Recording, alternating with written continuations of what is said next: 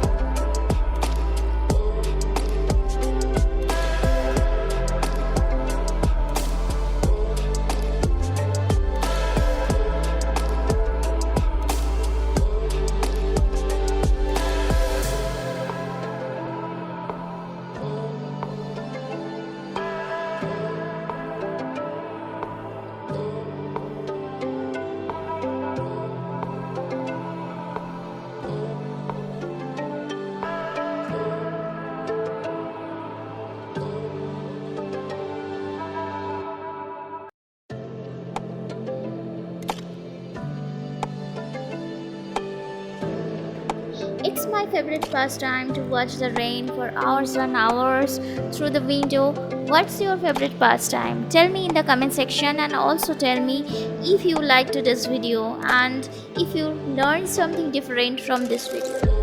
And support me by subscribing my channel and hit the bell icon for the upcoming notifications, and I will come with another interesting Friday series video. Till then, stay healthy and stay safe. Bye bye.